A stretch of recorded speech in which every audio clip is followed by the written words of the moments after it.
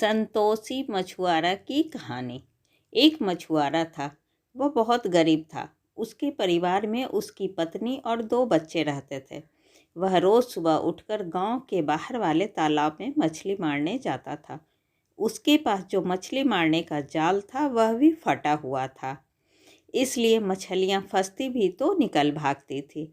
जैसे तैसे 12 मछली पकड़कर वह बाजार में बेचता था और जितने पैसे आते थे उससे घर चलता था। उसके घर के बाहर एक छोटा बगीचा था। एक दिन बहुत तेज आंधी चल रही थी, पर उस मछुआरे की मजबूरी थी कि उसे उस दिन भी मछली मारने जाना पड़ा। जब वह मछली मार रहा था तब उसका जाल हवा में उड़ गया। उसके पास अब कुछ नहीं बचा। वह उदास होकर अपने घर की ओर बढ़ने लगा। तभी एक बुढ़िया उसके सामने आई और उससे पूछने लगी, क्या हुआ बेटा, इतने उदास क्यों हो?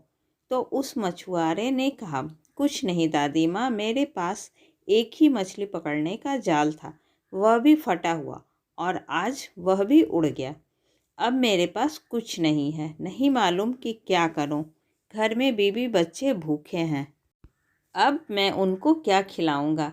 बुढ़िया ने अपने बस्ते से एक फल निकाला और उसे खाने को दिया। बुढ़िया ने कहा, बेटा, इस एक फल का टुकड़ा तुम खा लेना और बाकी अपने घर वालों को खिला देना। मछुआरे ने फल का एक टुकड़ा खाया तो उसका पेट सचमुच भर गया। वह फल को अपने घर ले गया। सबने एक एक टुकड़ा खाया, सबका पेट भर गया।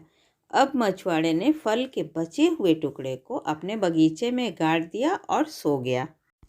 रात में बगीचे से रोशनी आ रही थी। मछुआरा ने उठकर देखा तो वह फल के टुकड़े से रातों रात एक पेड़ बन चुका था।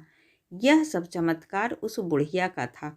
वह देवी का एक रूप थी। अब वह मछुआरा माला माल हो चुका था और अब अपना जीवन आराम से बिता रहा था।